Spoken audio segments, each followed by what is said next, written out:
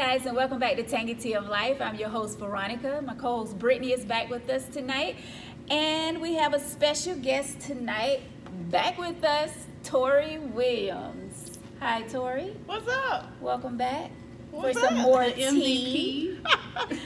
Hey guys, before we get started tonight, I just want to say thank you to each and every one of you who've been supporting us since we started Tangy Tea of Life. Thank you so much for your emails, your comments, and all of that. And I promise you, we're going to get to your emails. We said before that we received some emails on topics. We received letters for us to read to you all, and we will get to those, I promise. All right, so just keep commenting and keep the emails coming at tangyteaoflife@gmail.com. All right, guys, so tonight is special. Received a phone call from Tori. She has some things on her chest that she wanted to get off, and that's what I love about Tangy Tea of Life, is because I met so many great people since starting this show. So many great people, and we talk about topics that everybody can relate to. So tonight, Tori have some things that she want to talk about that she's been struggling with for a very long time. So I'm going to give the floor to Tori, and she's going to let us know as well, because we have no idea what she's here to talk about. So, Tori. Y'all ready for the tea? Yes, ma'am. You ready for the tea? I'm ready. Are you sure you ready for the tea? I don't know what the tea is, but pour it. Well, I was talking to a friend of mine on Valentine's, and sometimes you don't realize some of the pain that you've been through, that it still bothers you. And we were just talking about love this particular day, and we talked about a whole gamut of topics. And this one topic in particular came up, and it was an experience that happened to me when I was in college. This was back in 1996 or 97. Whenever I put it like this, whenever the Dallas Cowboys played the Pittsburgh Steelers, everybody knows that I'm a Pittsburgh Steelers fan. So at the time, I was dating a guy who happened to be a Dallas Cowboys fan.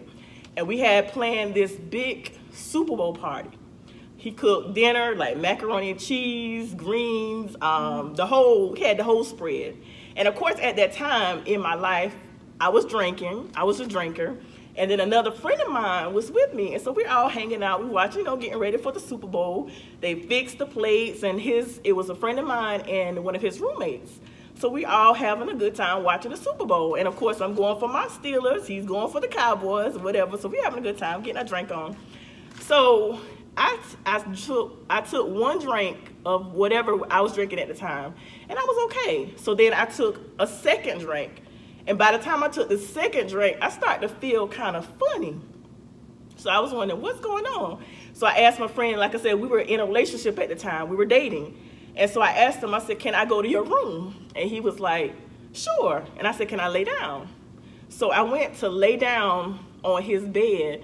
And when I laid down, I noticed that within, I'll say 5 to 10 minutes, I couldn't move my body. All I could move was my eyes. And I couldn't figure out what was wrong. Then after a few minutes that happened, he came in the room. And he was with me sexually, and I couldn't move.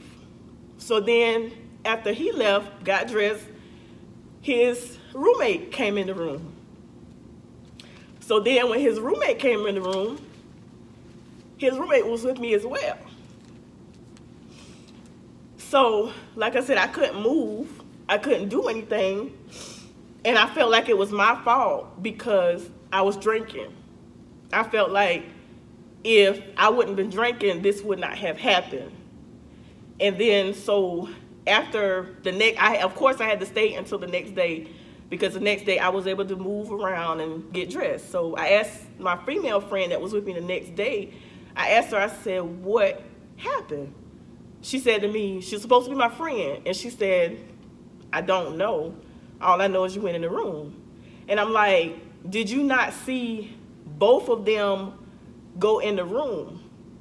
And she claims she didn't, but I don't believe her. And of course, at that point, I cut her off because I didn't believe what she was telling me, because I felt like it was impossible for her not to know what was going on if all of us were sitting there together. And the room was like right, you know, where we were sitting. So of course, I immediately cut her off. So I would say about a month went by, and it was time for my cycle. I started cramping really, really, really bad. So you know how women, we prepare for the cycle to arrive. I took precautions, and every time I go to the bathroom, nothing was there. So of course, on campus, we have what we call, I don't know if it's still called this, but we called them back in the day, infirmary. So I went to the infirmary on campus, and they took tests, you know, blood tests, urine samples. And so the nurse came back in the room and she said, "You're pregnant." So I'm like,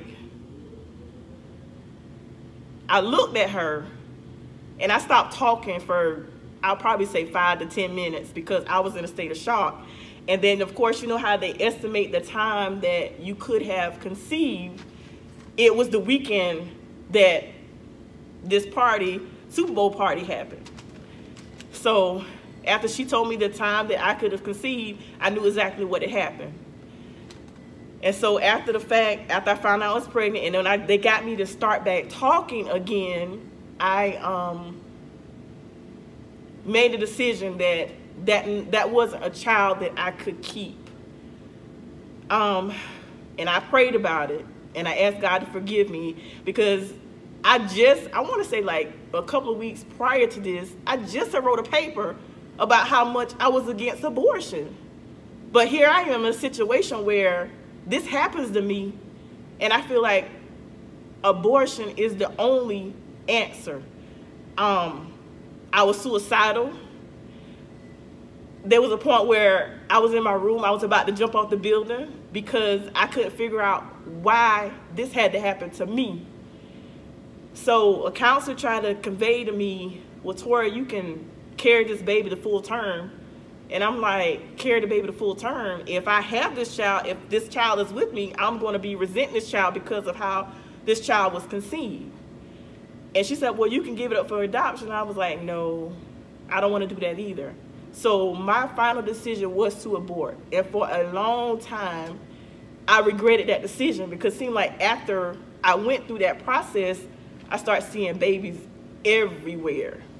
And I kept asking God, "Do you forgive me?" And finally, it took me probably 10 years, but finally I had to forgive myself for doing that. And not only that, the person, one of the people, matter of fact, the guy that I was dating at the time, I was on Facebook. I got on Facebook 3 years ago, and I was on Facebook, and the person that I was dating at the time, he reached out to me. And since years had gone by, I had gotten to the point where I had developed a relationship with God. So I had came to the realization that I had to forgive him. And so I forgave him. And I was no longer mad. I was no longer angry. But it took me a while to get to that point. So my whole point, and then this is the other thing that I feel I regret sometimes as well. I never reported it. I never reported it because I felt like it was my fault.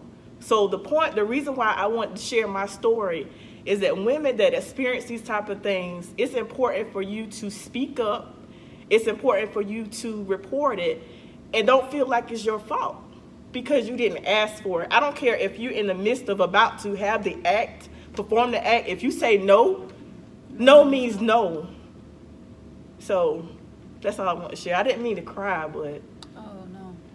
so yeah, I just want to share that because like I think about a lot of things with all the stuff that's coming out with R. Kelly, and I look at these young girls, how they have allowed him to manipulate them and to control them. And sometimes, and I know when it happened to me, and even sometimes I'm guilty of now feeling like I'm unworthy. Sometimes I feel like I'm not enough.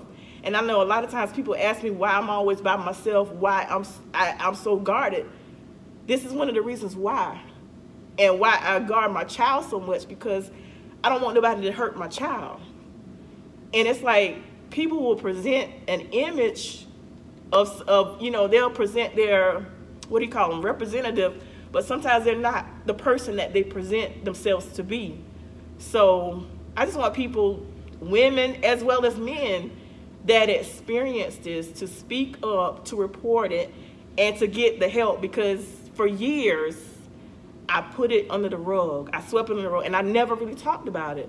And I didn't realize it until Valentine's Day last month that it was still bothering me. Because when you sweep things under the rug, you don't get the healing that's necessary. You don't get, and a lot of times, especially in the Black community, we feel as though we can't get counseling. It's okay to get counseling. It's okay to reach out and say, I need help.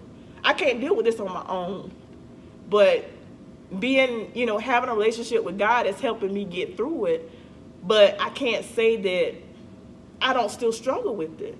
I can't say that sometimes I don't feel like, there's days, like even today, I don't feel like I'm pretty. I don't feel like I'm enough. I don't feel like I'm worthy.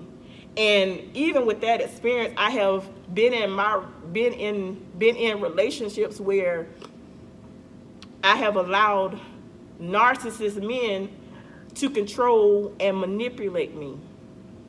You know, but now I thank God that I'm so much stronger. I'm so much wiser, but I'm still going through the healing process. So all the women that have experienced this, all the men that may have been abused, it's important that you speak up. It's important that you get the help that you need. It's important that you heal. And it's not going to happen overnight. Because this happened to me, I was in my 20s. I'm now in my 40s. And it still affects me till this day. So that's all I wanted to share. Thank you. Well, let me first say that that took a lot of strength to come on camera and speak on what you've been through. Like, that is huge. That took a lot of heart, a lot of courage, and I commend you on that, because that is the first step to coming out and talking about it. Even though it had been so long ago, you still took that step. And that's just like the Me Too movement. I think that the Me Too movement has helped a lot of people to come out, because they see other people like them taking that step and talking about things that they went through. No matter how long ago it was, they still have the courage to come out now and speak on what they've been through to make them feel better. Because when you go through some pain like that, and you keep it inside and you just hold it there, that does something to you. It changes you. It changes you. And until you can be able to speak about that issue, that pain, you will never get over it. You will always be hurting inside until you can let someone know, whether it be a counselor, a parent, a friend. But I just appreciate you for coming out and sharing that with us. That's big. I hate that you had to experience that. And being your friend for over 20 years now, I know why you do some of the things that you do, and why you say some of the things that you say, why you are sheltered and won't let people in your life any kind of way. So by me knowing the story now that you just shared with us, I get it. It makes you make a lot more sense. You know, looking from the outside in, looking at you is like, why Tori don't never want to do anything? Why she don't want to, you know, like do things, right. Go out and, and I'm not talking about going out to clubs, because we don't do that. Right. I mean, I don't go out to clubs like, but I'm just saying, like, hanging out and being social. That's one thing that you don't do. but I get it now. And you know, that speaks volumes though, because something like that happened so long ago, but it changes who you are. Yeah. And for her to not be able to socialize the way she may want to, I mean, you can imagine how many people are going through that. Right. And that's why I'm so grateful. God, I thank you for this talk show, because like I said, I met some amazing people so far starting this talk show, and this is amazing tonight that you're able to open up and share. And like I said, even though I've known you for so long, but still just being able to come on the show, and I didn't even ask you, you know, it means a lot to me, and I know it means a lot to viewers out there who may have went through, who are going through what you went through. That's the main purpose of me starting the show, is to talk about everything. That may be what someone needs to open up about something they're going through. Whether it's this talk show is for anything that's hurtful, you know, you've been through pains, you've been through trials and tribulations. Then we have our fun topics, and right. you know, I wanted this talk show to be about everything, and for anyone to come sit with us to talk about anything. That was the purpose, and I'm just so grateful for this show. And I'm grateful for people like Tori for coming and sharing their experience. But it takes a lot to be open and honest. And yeah, this was tough. This was hard. But you did so well. You shed a few tears. We all shared tears. Right. I mean, you know what I'm saying? We all, teardrops have to fall. And it seems like when you cry, it seems like that helps even more when you shed tears. Like, have you spoken to anyone besides a counselor about this before? Or, so this is like your first time actually coming out and sharing. Tori, that's huge. Huge. That took a lot. And you never reported what happened. And that was another tough thing that you had to go through, because you had to go 19 years. Right. And I saying what I coulda, shoulda, right. You know. And that happens way too often as well. I don't know what your mindset may have been back then, but I can imagine if that was me, I would kind of be hesitant, because it's like, okay, well, you know, this is my boyfriend. Like, what would they think if I told them? Like, you know, would they think I'm kind of just over-exaggerating? How do you... Because one, nobody sees that coming. Right. You know, nobody sees that coming. Whether you've been dating somebody two right. months or 2 years, yeah. you don't see that coming. So And how do you... And for him to bring his friend right. in the room. Right. That's why we have to be mindful. People that we're meeting and that's coming into our lives. I mean, even people that we think that we know. Mm-hmm. That's why I always... Perfect example. I never leave my glass, my cup, open container around people. You know, like if we go out to a restaurant or we go out to a club to mingle, I never. Don't ask to buy me a drink. I don't want you to buy me a drink. I'm good. You know, I don't want you bringing me a drink back and you already slipped something in my glass. You know what I'm saying? We have to be mindful, and especially these young girls out here that somebody buy you a drink, you're so willing. Yeah, right. Get me two. Or, you know, right. Yeah. And they come back to the table and something in your glass. You have to be careful. Because that's 19 years ago. Right. And you didn't know what it was. You just felt that you had to go lay down. And everybody ain't your Imagine friend. how much stronger drugs are. I learned that. And everybody ain't your friend.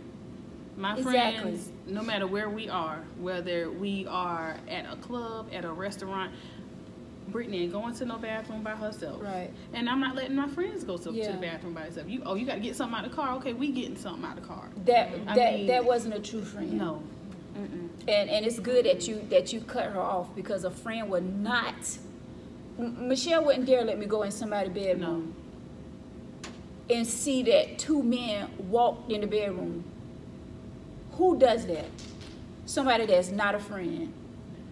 because there's no way. I'm sorry that you had to go through that.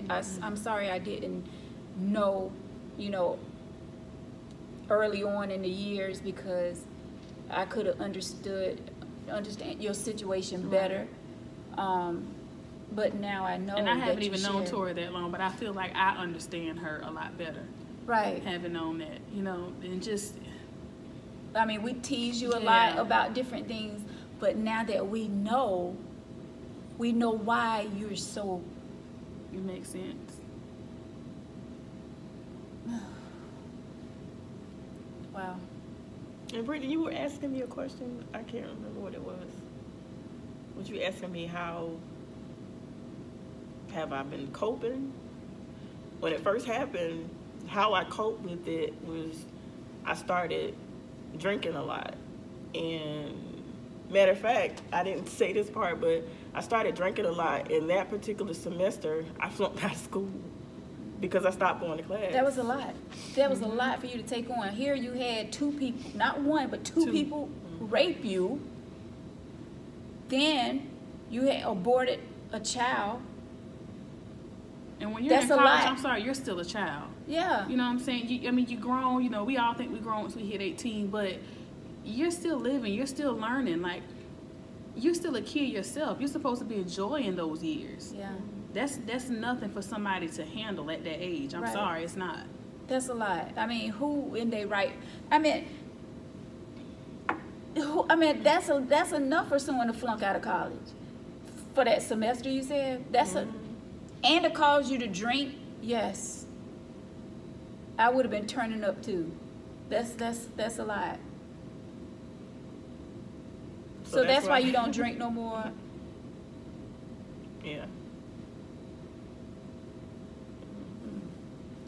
Tori, I'm sorry.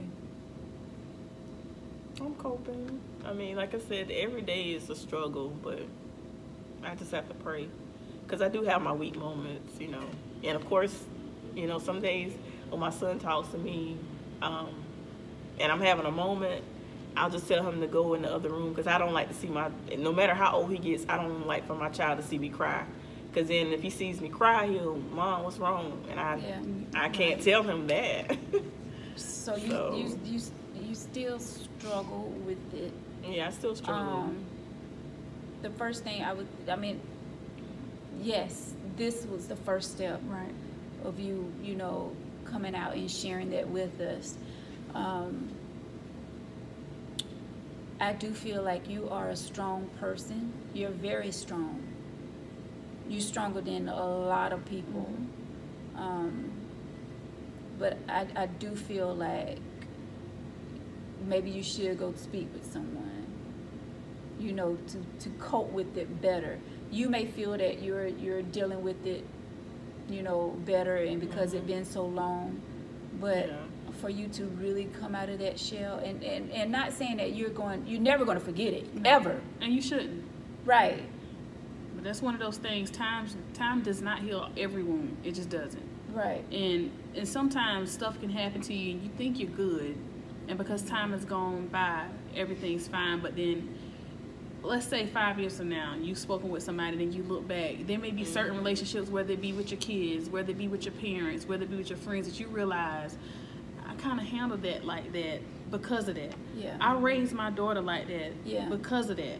And see, but that's the thing. I feel like if you go talk to a specialist, then that shelter, probably not a word, the shelteriness, that's not a word, I know. It's in our dictionary. But that won't carry down to your son. Right. It's kind of like, I mean, you know what I'm saying? Isolation. Right. I isolate myself a lot. Yeah. And because like when people come to my house, they're like, Tori, why do you keep the house so dark? And sometimes it's not only isolation, but it's also sometimes I feel myself slipping into a depression. And that's why I keep my house dark.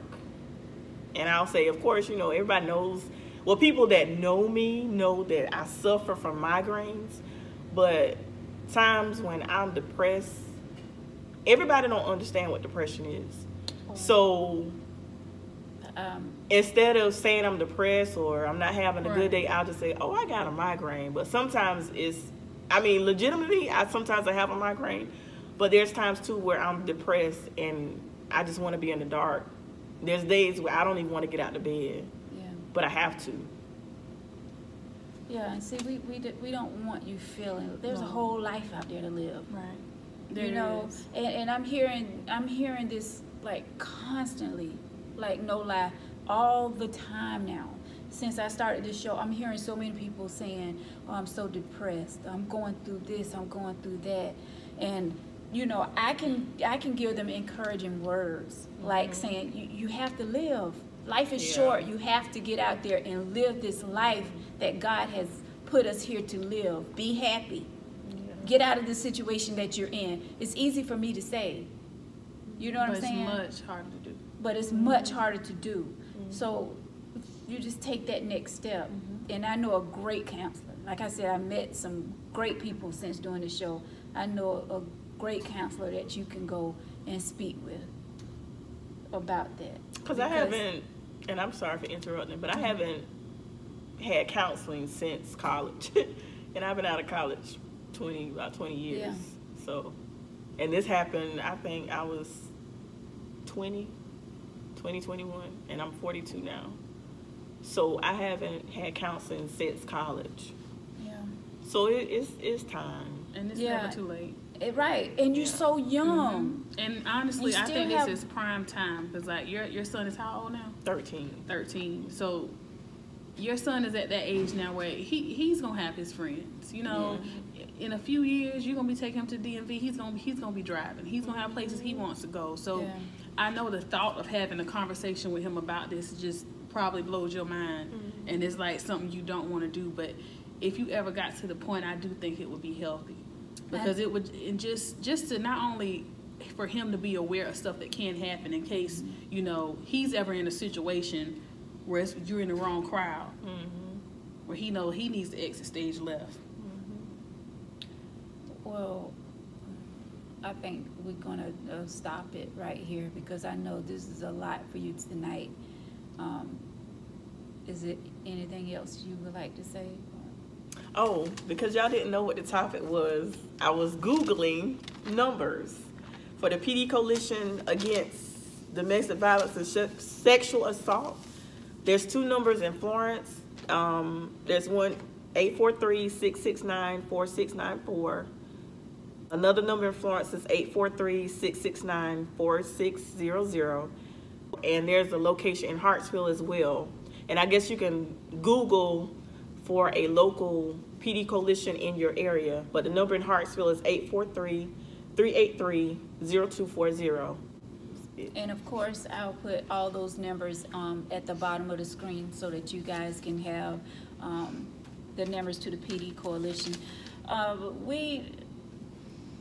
This has been a very,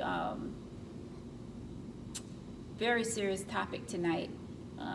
We wasn't expecting it. We had no idea what Tori was going to share with us tonight, but I'm so glad that you shared it. Thank you again. And I know it's going to help someone out there. Like I always tell my guests when they share their stories, I don't care if it touch one person. That's enough. You know, that's enough as long as it touch someone.